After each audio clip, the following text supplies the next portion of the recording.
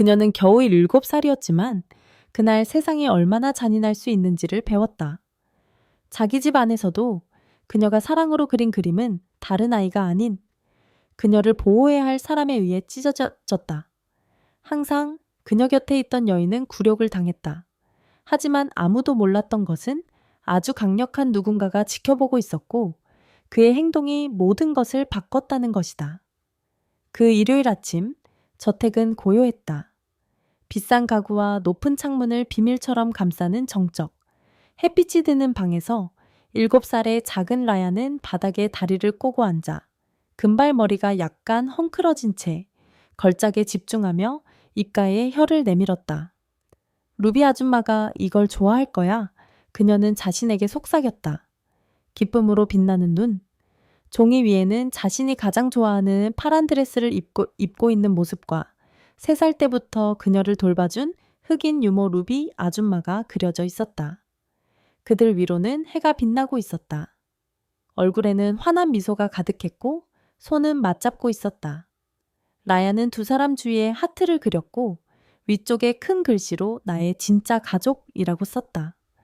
루비 아줌마는 단순한 유모가 아니었다. 열이 나는 밤의 품, 악몽을 쫓아주는 목소리.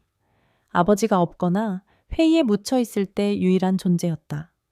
그녀는 목소리를 높이지 않았다. 판단하지 않았다. 그리고 라야가 모든 것이 회색처럼 느껴질 때도 항상 웃게 해주었다. 그날 아침, 라야의 아버지 리처드 워커는 이른 아침에 떠났다.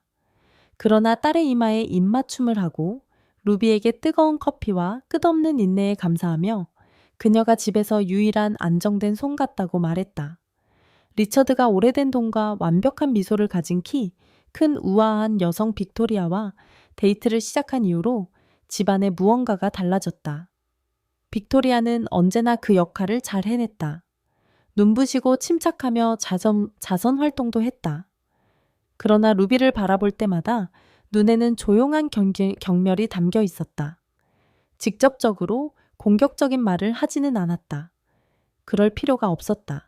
그녀는 침묵과 좁혀진 시선, 그리고 뒷담화 같은 칭찬을 메스로 사용했다. 그날 라야는 그림을 완성하고 종이를 꼭 쥔 채 위층으로 달려갔다. 루비 아줌마, 내가 만든 거 봐요.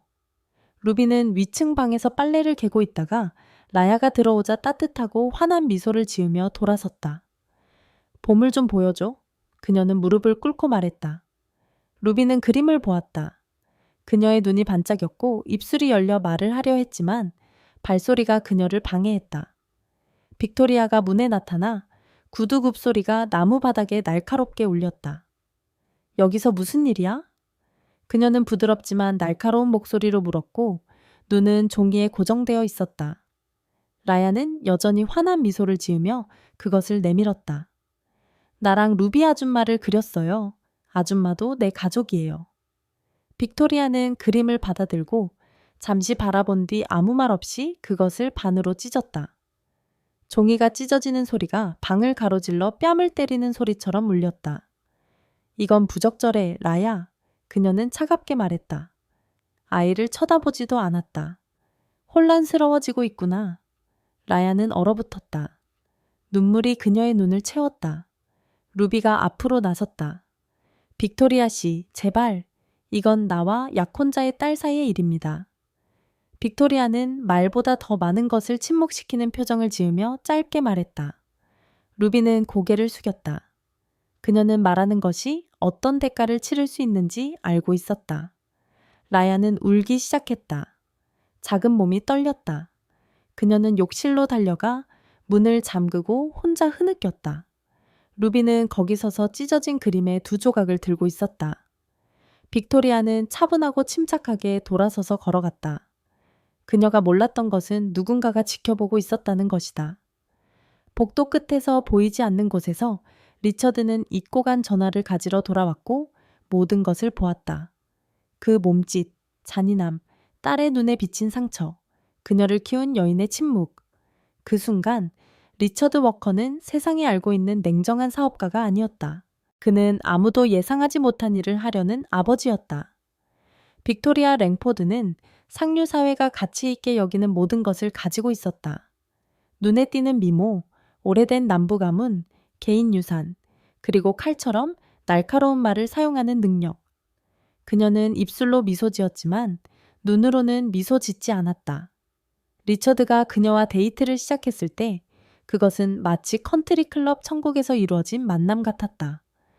둘 다 엘리트 계층에서 활동했으며 자선 행사에 참석하고 효율성과 이미지를 공유했다. 그러나 리처드가 아직 완전히 이해하지 못한 것은 빅토리아가 어떤 사람들은 주목받아야 하고 다른 사람들은 배경에 있어야 한다고 믿었고 그렇게 유지하기 위해 무엇이든 할 것이라는 점이었다. 그날 저녁 빅토리아는 화장대에 앉아 프랑스산 핸드크림을 손에 바르며 어머니와 전화로 이야기하고 있었다. 그녀가 유모를 그렸어요. 그녀가 가족이라고 말했어요. 그녀는 은근한 혐오감으로 속삭였다. 믿을 수 있어? 전화기 저편에서 부드러운 웃음소리가 들렸다. 그게 경계가 흐려질 때 일어나는 일이야, 사랑아. 그런 여자들은 자신의 자리를 알아야 해. 빅토리아는 미소 지었다. 확신을 얻는 것은 언제나 기분이 좋았다. 바로 그 순간 리처드는 집무실에 앉아 문을 잠갔다. 그는 계약서나 주식 보고서를 검토하지 않았다. 그는 복도의 보안 영상을 보고 있었다. 몇 달 전 설치한 시스템이 모든 것을 보여주고 있었다. 그는 영상을 멈췄다. 라야의 얼굴, 빅토리아의 손, 찢어진 종이, 루비의 조용한 고통. 그는 노트북을 닫고 관자놀이를 문질렀다. 이것은 단순한 추호한 순간이 아니었다. 계시였다. 다음 날 아침, 집은 평소의 리듬으로 움직였다. 빅토리아는 베이지색 드레스에 완벽한 메이크업, 비싼 향수를 뿌리고 부엌으로 들어왔다. 좋은 아침, 나의 작은 공주님. 그녀는 조용히 아침 식탁에 앉아있는 라야에게 말했다. 루비는 조용히 라야의 팬케이크를 작은 하트 모양으로 잘랐다. 그녀의 자세는 전문적이었지만 마음은 경계하고 있었다. 어제부터 기분이 안 좋더라. 빅토리아는 커피를 따르며 말했다. 아이들은 구조와 경계가 필요해. 리처드는 이미 맞춤 정장을 입고 들어왔다. 하지만 그의 얼굴은 달랐다. 긴장하고 주에 깊었다. 아침, 그는 무심하게 말했다. 빅토리아, 얘기 좀 할까? 그녀는 달콤하게 미소 지었다. 물론, 사랑. 당신의 사무실에서. 지금 밖에서. 루비와 라야는 서로 눈을 마주쳤다. 바그 정원에서 빅토리아는 자세를 조정하며 통제하려고 애썼다. 무슨 일 있어? 리처드는 그녀를 주의 깊게 바라보았다.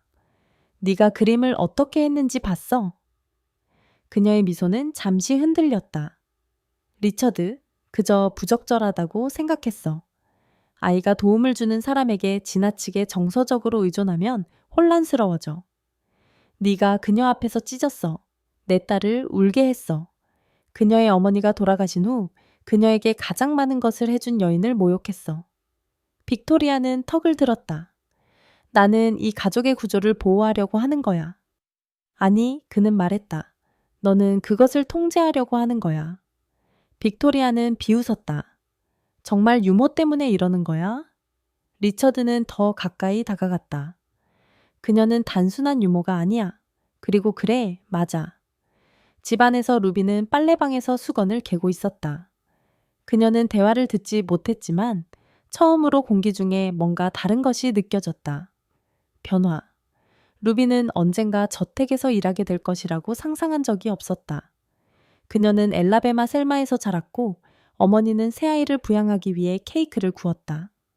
마디로서 루비는 12살 때부터 동생들을 돌보았다. 그녀는 사랑이란 다른 사람이 없을 때 나타나는 것임을 일찍 배웠다.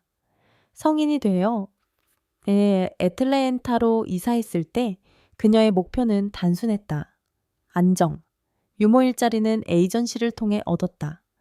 4살 된 어린 소녀를 위한 것이며 어머니가 돌아가셨다고 했다.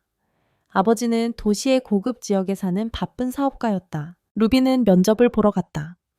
평범한 블라우스, 깨끗한 청바지, 그리고 그녀의 최고 미소를 심장이 두근거렸다. 리처드는 공식적으로 그녀를 인터뷰했다. 그녀의 배경, 추천서, 비상대책에 대해 물었다. 그러나 루비가 무릎을 꿇고 말을 걸었을 때, 작고 수줍은 아이 라야가 낡은 인형을 꼭 쥐고 있을 때 모든 것이 변했다. 그녀는 이름이 뭐야? 라고 묻지 않았다. 대신 네가 가장 좋아하는 장난감을 보여줄 수 있어? 라고 물었다. 그것이 시작이었다. 다음 몇 년 동안 루비는 단순한 보모가 아니었다. 무릎이 까졌을 때 달려가는 사람, 열이 날 때 밤새도록 곁에 있어주는 사람, 지어낸 이야기를 들어주는 사람, 악몽이 찾아올 때 달래주는 방법을 아는 사람이었다.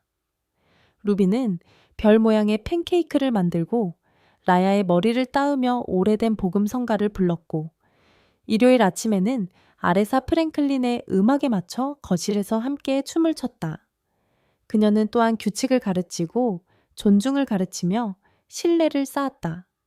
라야의 엄마가 교통사고로 세상을 떠난 후 루비는 소녀의 삶에서 유일하게 일관된 여성 존재가 되었다. 어느 날 밤 루비가 그녀를 침대에 눕히자 라야가 속삭였다. 엄마가 돌아가시지 않았어도 여기 있었을까요? 루비는 깊은 숨을 쉬었다.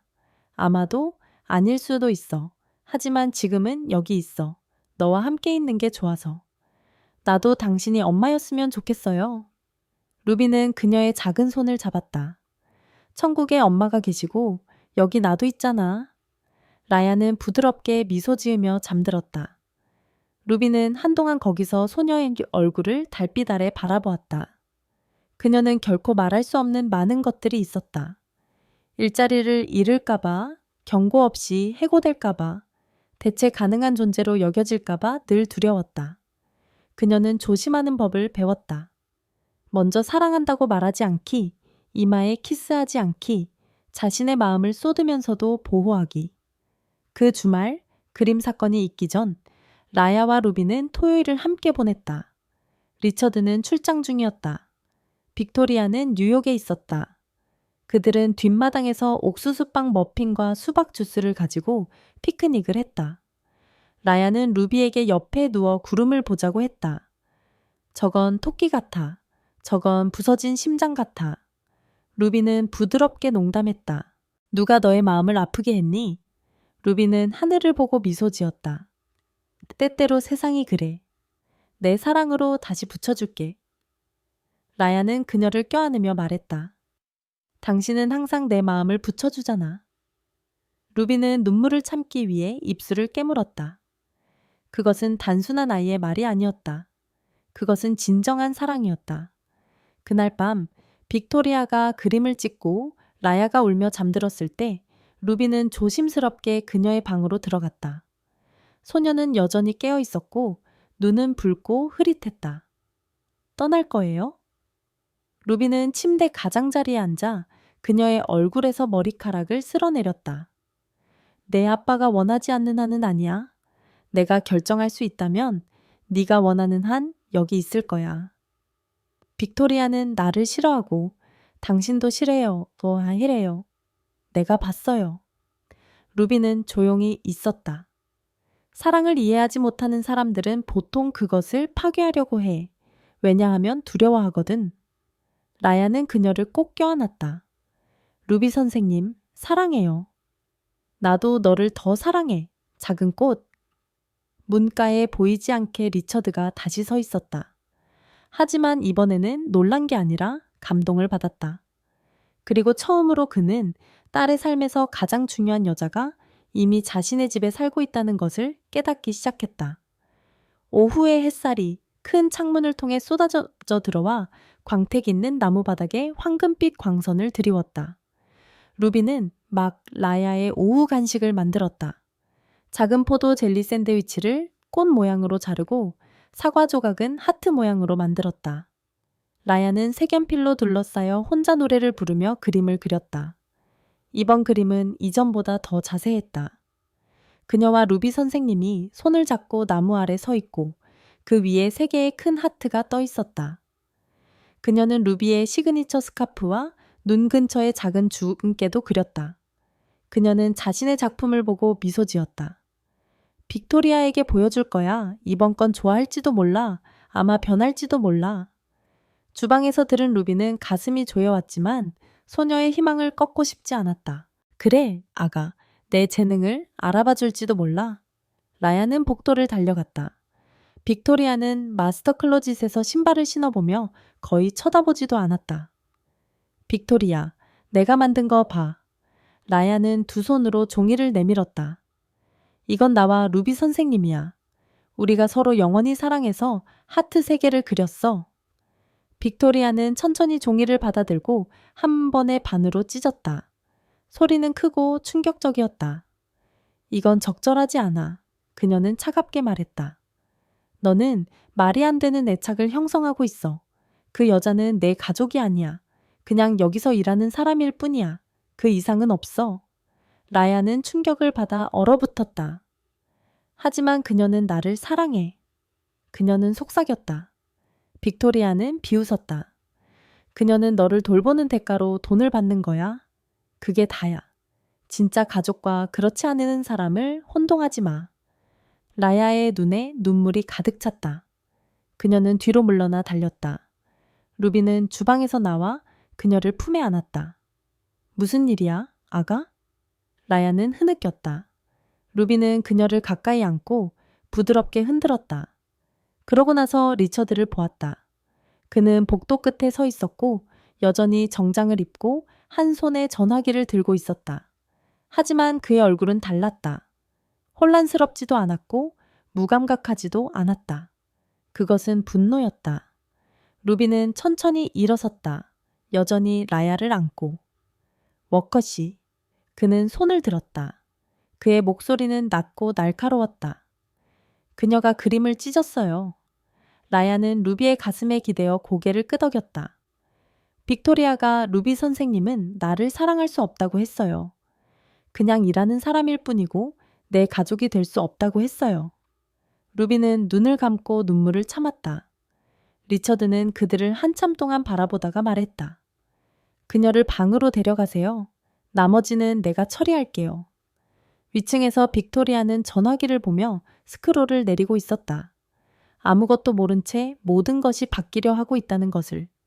리처드는 바닥에 찢어진 종이를 내려다보았다. 아이의 작품이 조각조각 찢어져 있었다. 사랑이 찢겨나갔다. 그 순간 그는 딸의 삶에 괴물을 들여놓았다는 것을 깨달았다. 리처드 워커는 읽기 어려운 사람이었다. 사업에서는 규율과 절제로 제국을 세웠다. 감정에 휘둘리지 마라. 약점을 보이지 마라. 충동적으로 행동하지 마라. 하지만 그날 그의 내부에서 무언가가 부서졌다. 루비와 라야를 방으로 보낸 후 리처드는 복도에 한참 서 있었다. 그의 손은 약간 떨렸다. 그런 일은 없었다. 그것은 단순한 분노가 아니었다. 그것은 수치심이었다.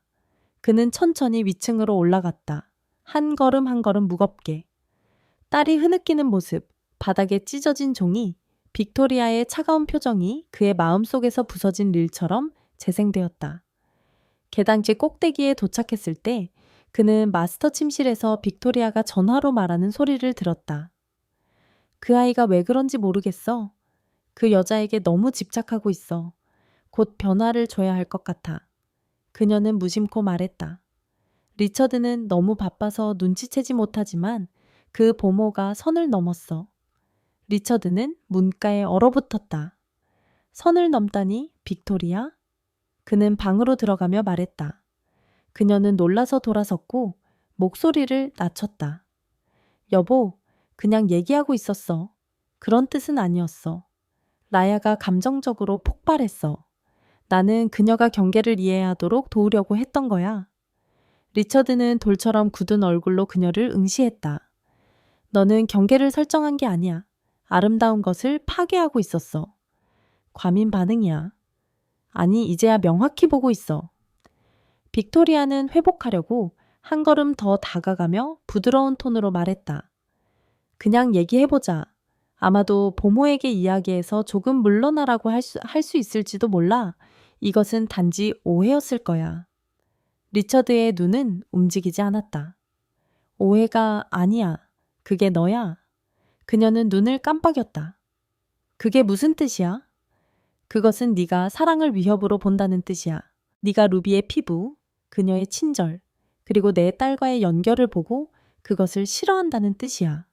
그녀는 움찔했다. 그게 사실이 아니야. 그래? 왜냐하면 빅토리아, 나는 영상을 봤어. 네가 그 그림을 찢는 걸 봤어. 내 딸이 우는 걸 봤어. 루비가 거기 서서 가슴 아파하고 모욕당하고 여전히 라야를 보호하는 걸 봤어. 빅토리아의 가면이 처음으로 갈라졌다. 보모 때문에 모든 걸 버리려고? 리처드는 한 걸음 더 다가갔다. 그녀는 보모가 아니야. 그녀는 내 딸을 키운 여자야. 내가 할 수 없을 때 머물렀고 결코 아무것도 요구하지 않았던 여자야. 모든 것을 바쳤다. 빅토리아는 쓴웃음을 지었다. 그녀와 사랑에 빠진 것처럼 들리네요. 그는 잠시 멈췄다. 그녀가 맞았기 때문이 아니라 처음으로 어떻게 대답해야 할지 몰랐기 때문이다. 그가 루비에게 느낀 것은 로맨틱한 감정이 아니었다. 아직은 아니었다. 그것은 더 깊은 것이었다. 존경, 죄책감, 감사, 경외심. 그는 분명히 말했다. 당신은 오늘 이 집을 떠나야 해요. 농담하는 게 아니죠? 그녀는 숨을 헐떡였다. 그는 서랍장 위에 놓인 검은 폴더를 열었다. 그 안에는 서명되지 않은 혼전 계약서와 손으로 쓴 편지가 들어 있었다. 나는 매우 진지해요. 이 결혼은 취소되었고 당신은 지금 떠나야 해요. 날 쫓아낼 수는 없어요. 나는 할 수 있고 이미 하고 있어요. 빅토리아는 처음으로 절박해 보였다. 당신은 이걸 후회할 거예요. 리처드는 차분하고 냉정하게 다가갔다. 당신이 1시간 더 머무르면 내가 당신이 내 딸에게 한 말과 그 방법을 도시 전체에 알릴 거예요. 그녀는 말문이 막혀 그를 쳐다보았고 그가 허풍이 아니라는 것을 알았다. 그녀는 위층으로 올라가 문을 쾅 닫고 짐을 쌌지만 리처드는 따라가지 않았다. 그는 혼자 거실에 앉아 천천히 숨을 쉬었다. 마치 방금 전쟁에서 나온 것처럼. 그리고 어느 정도는 그랬다.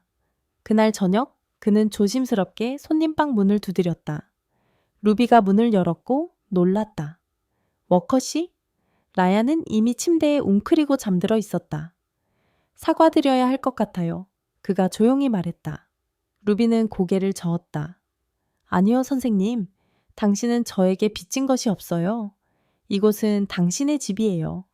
당신의 규칙이지만 제 인간성은 아니에요. 그리고 일어난 일은? 그건 단순히 잔인한 것이 아니었어요. 비겁한 행동이었고 제가 그것을 허락했어요. 루비는 침묵을 지켰다. 그녀의 눈은 반짝였지만 턱은 높이 들려 있었다. 당신은 단순히 여기서 일하는 사람이 아니에요, 루비. 당신은 우리의 이야기의 일부이고 저는 지금부터 그것을 바로잡을 거예요. 루비는 숨을 들이마셨다. 그녀는 쉽게 말을 믿지 않았다. 보이지 않던 수년 후 그의 어조의 뭔가가 그녀를 믿고 싶게 만들었다. 금요일 밤이 다가오자 집 위로 짙은 안개처럼 주목이 드리워졌다.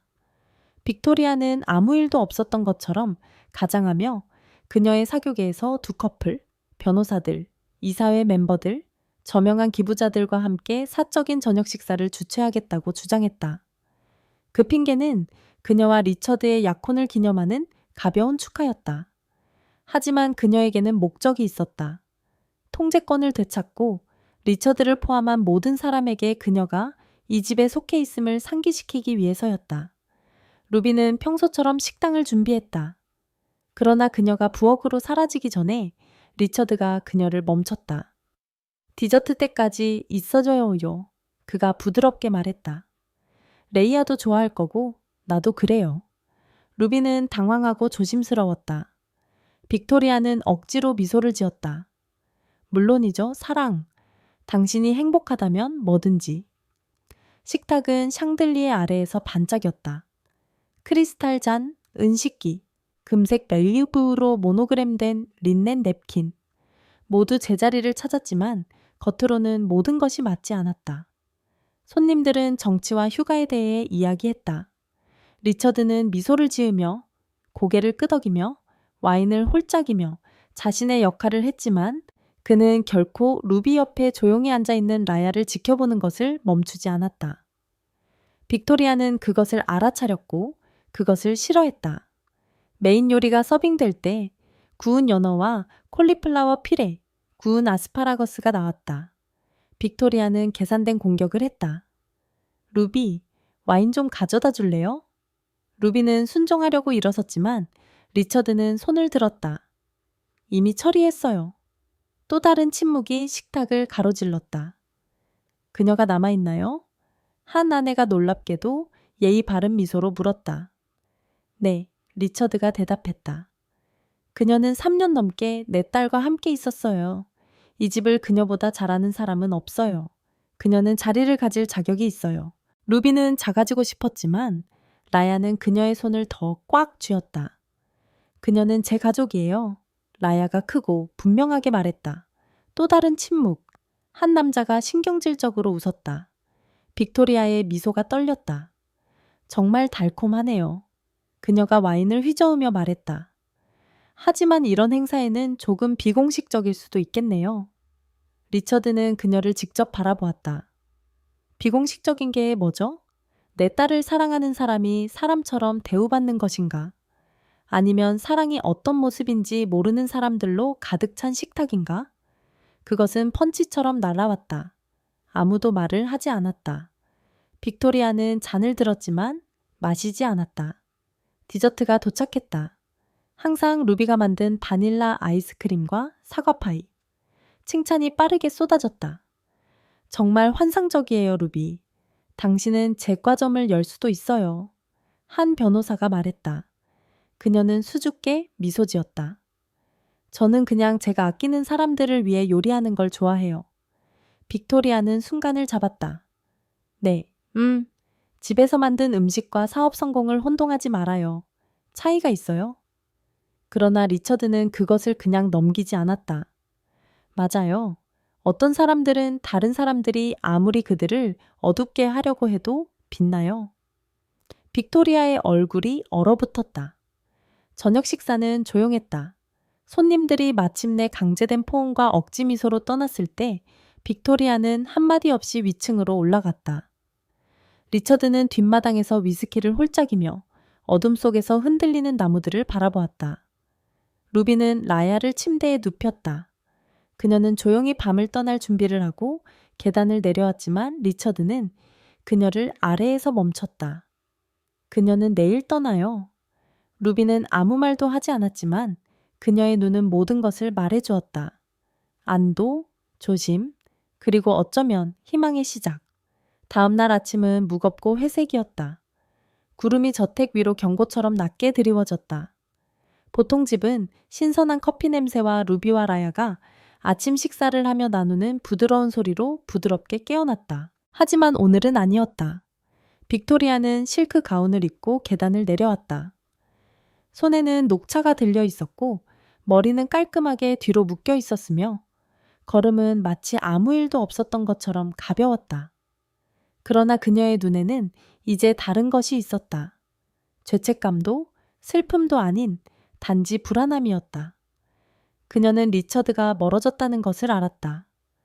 그녀는 저녁 식사가 경고였다는 것을 알았지만 여전히 그녀는 매력, 통제, 그리고 그녀 같은 사람만이 유지할 수 있는 부정으로 그것을 고칠 수 있다고 믿었다.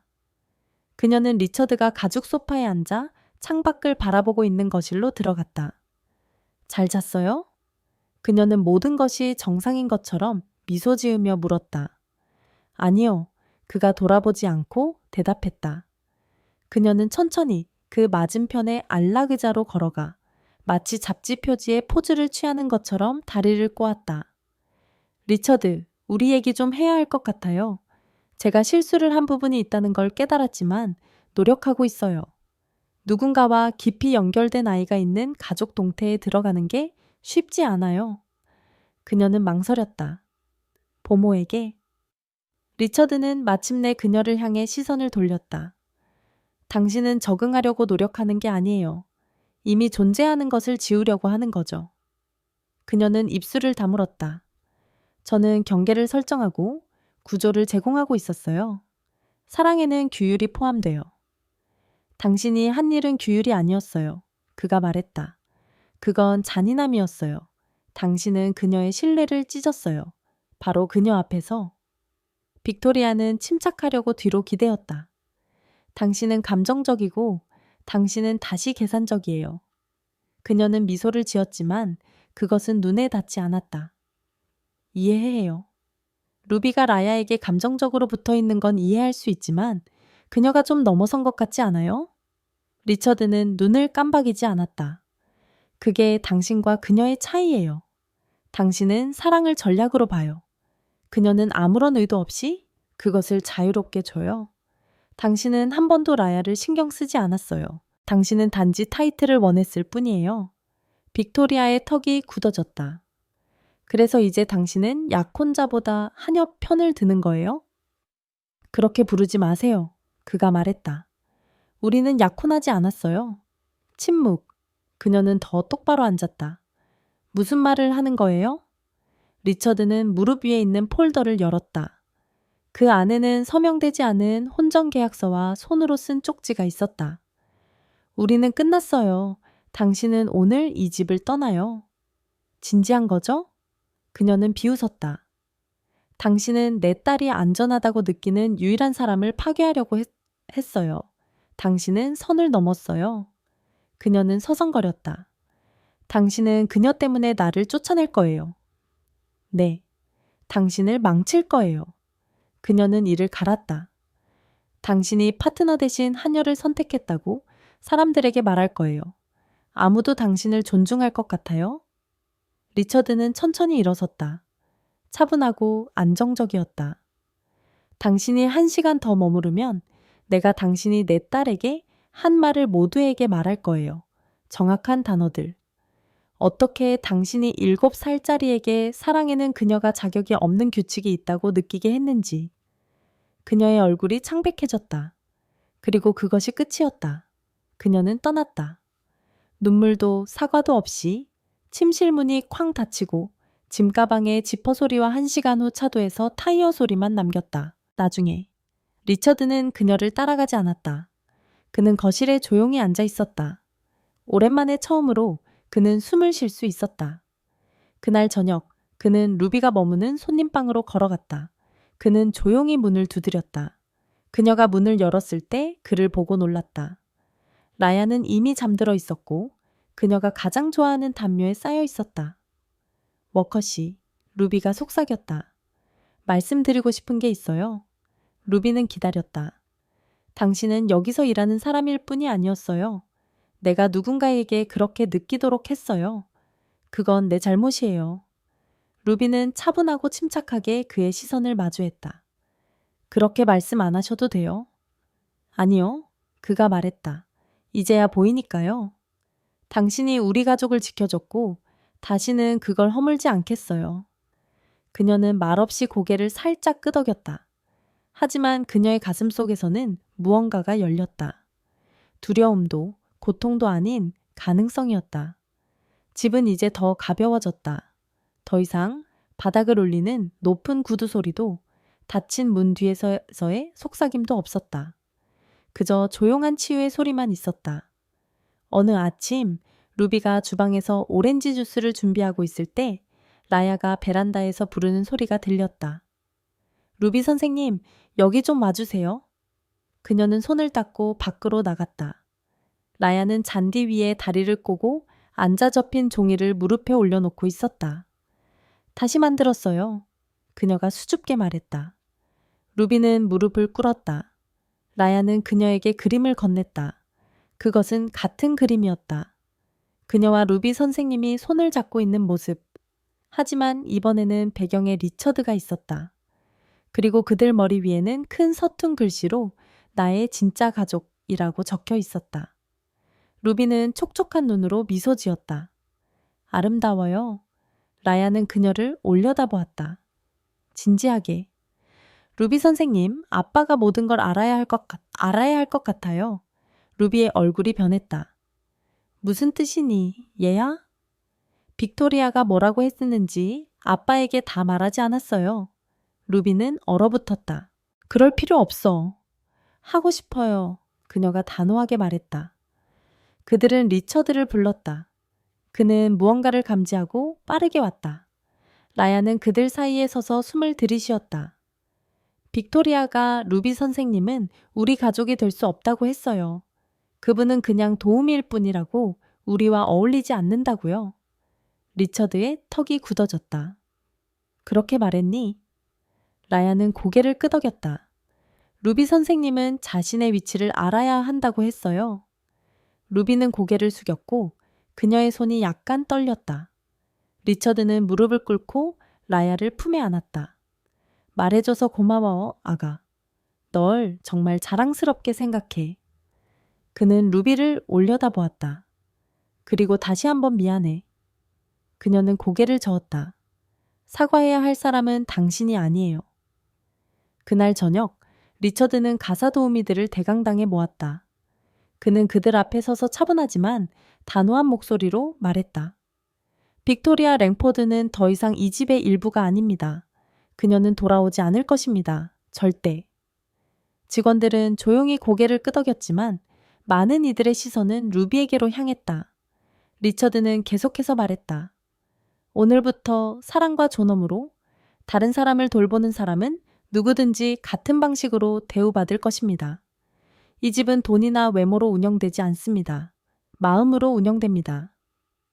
회의가 끝난 후 루비는 조용히 그에게 다가갔다.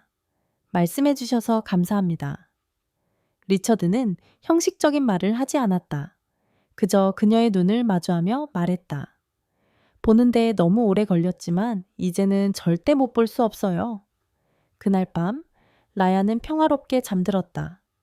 그리고 오랜만에 처음으로 루비도 그랬다. 진실이 더 이상 비밀이 아니었기 때문이다. 그것은 목소리를 얻었고 그 목소리는 그녀의 것이었다. 다음 월요일 애틀랜타 헤리티지 클럽의 그랜드 볼룸은 가득 찼다. 그것은 도시의 연례 자선 및 가족가치 행사였다. 세련된 사업가, 기부자, 유상 가문들이 모였다. 리처드 워커는 윤리와 사회적 책임에 대해 연설하도록 초대되었다. 빅토리아도 참석할 예정이었지만 그녀의 이름은 조용히 게스트 리스트에서 삭제되었다. 그녀는 자신이 언급될 것이라는 것을 알지 못했다. 이름이 아닌 행동으로 그녀가 가장 감명을 주고 싶어 했던 사람들 앞에서. 루비는 가고 싶지 않았다. 그녀는 큰 군중 화려한 연설, 주목받는 것을 싫어했다. 하지만 리처드는 고집했다. 아무 말도 할 필요 없어요. 그가 말했다. 그냥 있어주세요. 당신의 존재가 어떤 연설보다 더 크게 말해요. 그래서 그녀는 단순한 네이비 드레스를 입었다. 그녀의 첫 그림에 그려진 것과 같은 색이었다. 그녀의 머리는 단정하게 묶여 있었다. 그녀의 귀걸이는 라야가 플라스틱 구슬과 실로 만든 선물이었다. 그들은 함께 도착했다. 리처드는 한쪽에 라야 다른 쪽에 루비와 함께 걸어 들어갔다. 사람들이 돌아보았고 주목했다. 조롱이 아닌 호기심에서였다. 그의 옆에 있는 이 여자는 누구인가? 리처드는 질문이나 사진을 위해 멈추지 않았다. 그는 곧바로 연단으로 향했다. 그가 마이크 앞에 섰을 때 방은 조용해졌다. 좋은 저녁입니다. 제 이름은 리처드 워커입니다. 저는 아버지이자 사업가이며 오늘 밤 무엇보다도 배우고 있는 사람입니다. 방 안에 가벼운 소란이 일었다. 저는 책임에 대해 말하라고 요청받았지만 연구를 인용하거나 세금 혜택을 언급하지 않을 것입니다. 제 집에서 일어난 일을 이야기하고 싶습니다. 크레용 그림과 함께 복도에서 일어났던 일, 다시 한번 호기심과 기대의 웅성거림이 일어났다. 얼마 전 저는 제 딸이 그린 그림을 찢는 약혼녀를 보았습니다. 그녀를 키우고 사랑하고 어머니가 돌아가신 후 돌봐준 여성과 함께한 그림이었습니다. 그는 멈췄다. 그 여성이 오늘 밤 여기 있습니다. 리처드는 루비를 가리켰다. 그녀는 라야 옆에 앞줄에 앉아 있었다. 루비는 얼어붙었다. 사람들은 그녀를 바라보았다. 그녀의 이름은 루비 제임스입니다. 그녀는 보모로 고용되었지만 우리 가족이 되었습니다. 그리고 오늘 이 자리에 서서 오래전에 했어야 했던 말을 하려 합니다. 감사합니다. 당신을 봅니다. 미안합니다. 그리고 당신은 중요합니다. 방은 충격에 휩싸였다. 리처드는 주머니에서 무언가 접힌 것을 꺼냈다. 2개의 찢어진 조각이 테이프로 붙여져 있었다. 이것이 그 그림입니다. 제 딸 앞에서 찢겼던 그림입니다. 그녀는 조각을 모았고 다시 붙였습니다. 그것이 저에게 무언가를 가르쳐 주었습니다. 그는 그것을 들어 올렸다. 사랑은 직함이나 피부색, 사회적 지위에 신경 쓰지 않습니다. 사랑은 사랑입니다. 그리고 그것을 아낌없이 주는 사람은 단지 급여 이상의 것을 받을 자격이 있습니다. 그들은 테이블에 앉을 자격이 있습니다. 그들은 우리의 보호지와 존경을 받을 자격이 있습니다. 앞쪽에 있던 한 여성이 눈물을 닦았다. 오늘 밤 저는 단지 루비에게 감사하는 것이 아닙니다. 여러분 모두에게 묻고 있습니다. 누가 당신의 삶을 조용히 지탱해주고 있는지 생각해 보세요. 당신이 회의에 있는 동안 누가 당신의 아이들의 눈물을 닦아주고 있는지, 누가 당신의 집을 집으로 느끼게 해주는지. 박수가 시작되었다. 처음에는 조용히, 점점 더 크게, 그리고 기립박수로 이어졌다. 루비는 놀란 채 앉아 있었다. 라야는 그녀의 손을 꼭 잡았다. 리처드는 마무리했다. 책임은 자선에서 시작되지 않습니다. 그것은 집에서 시작됩니다. 보이지 않는 사람들을 보고 그들을 빛으로 들어 올리는 것에서 시작됩니다. 다음 날 연설의 클립이 바이럴되었다. 애틀랜타 CEO가 공개 사과로 흑인 보모를 존중하다. 방에 눈물 남기다. 한 사업가가 많은 사람들이 들어야 할 말을 드디어 하다. 존경과 정의의 상징이 된 보모, 루비 제임스. 빅토리아는 온라인에서 대응을 시도했지만 이야기를 왜곡하고 희생자 역할을 하려 했지만 전 직원들, 심지어 옛 친구들까지 자신의 이야기를 가지고 나왔다. 그리고 그녀가 조심스럽게 쌓아올린 이미지, 그것은 무너졌다. 한편 루비는 주목받으려 하지 않았다. 그녀는 토크쇼, 인터뷰, 심지어 책 계약까지 제안받았지만 모두 거절했다. 유명해지려는 게 아닙니다. 그녀는 한 기자에게 말했다. 그저 제 작은 소녀를 계속 사랑하고 싶어요. 그리고 그녀는 조용히 그랬다. 더 이상 보이지 않게 있지 않았다. 몇 주가 지났다. 집은 이제 더 차분하고, 더 밝고, 더 부드러워졌다. 더 이상 공기 중에 긴장이 없었다. 더 이상 조심스러운 발걸음도 없었다. 그저 웃음소리, 향초, 평화만 있었다. 루비는 새로운 자세로 복도를 걸었다. 자랑스럽거나 뽐내는 것이 아니라 보이는 존재로서 그녀는 임금을 인상해달라고 요구하지 않았다. 새로운 직함을 원하지 않았다. 리처드가 그녀에게 가사관리자의 직위를 제안했을 때 그녀는 그저 미소 지었다. 권력이 필요한 게 아니에요, 워커씨. 그저 당신의 딸을 계속 사랑할 공간이 필요할 뿐이에요. 그는 완전히 이해하며 고개를 끄덕였다. 한편 라야는 잘 자라고 있었다. 그녀는 매일 그림을 그렸다. 이야기, 만화, 이름이 적힌 다채로운 하트들, 그리고 종종 그 그림에는 세 사람이 포함되어 있었다. 그녀, 루비, 그리고 그녀의 아빠. 어느 조용한 저녁, 세 사람은 소파에 앉아 만화를 보며 팝콘을 나누어 먹고 있었다. 라야는 루비의 무릎에 머리를 기댔다. 루비 선생님, 루비, 내가 언젠가 엄마가 되면 너는 여전히 나와 함께 있을까? 루비는 머리를 빗으면서 미소를 지었다. 신이 허락하신다면 내가 곁에 있을게. 별 모양 팬케이크를 만드는 법을 기억하게 하기 위해서라도 라야가 웃음을 터뜨렸다. 그리고 강과 잃어버린 슬리퍼 이야기를 들려줘. 항상 루비가 약속했다. 리처드는 소파 반대편에서 그들을 지켜보고 있었다. 그는 말을 하지 않았다. 그럴 필요도 없었다. 그 순간 그가 쫓아왔던 모든 것들, 지위, 이미지, 유산이 이 순간에 비하면 아무것도 아니라는 것을 깨달았기 때문이다. 몇 주 후 그들은 엘라뱀에 있는 루비의 고향을 방문했다.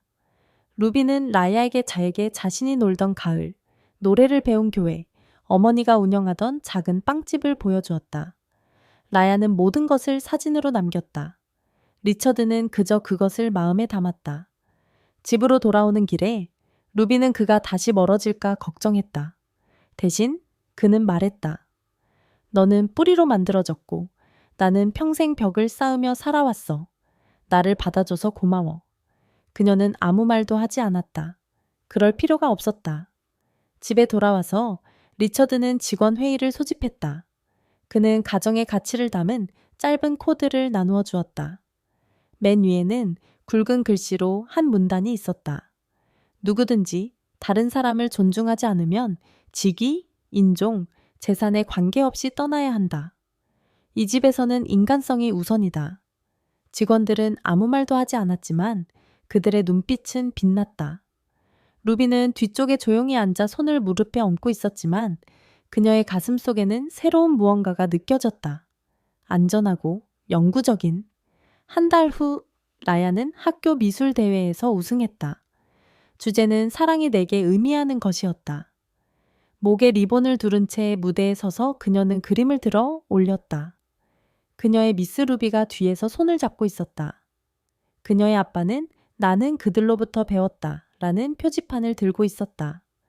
관객들은 일어서서 박수를 쳤다. 일부는 눈물을 흘렸다. 루비는 앞줄에서 손수건을 들고 지켜보았다. 리처드는 몸을 기울여 속삭였다. 그녀가 그렇게 된 것은 너 덕분이야. 루비는 고개를 저었다. 그녀가 그렇게 된 것은 사랑받았기 때문이야. 그것이 모든 것을 바꾼다. 그리고 영원히 바뀌었다. 영감을 주고 도전하며 종종 들리지 않는 목소리에 귀 기울이는 이야기를 믿는다면 아래의 구독 버튼을 눌러주세요. 더 강력한 여정들이 오고 있으며 여러분과 함께하고 싶습니다.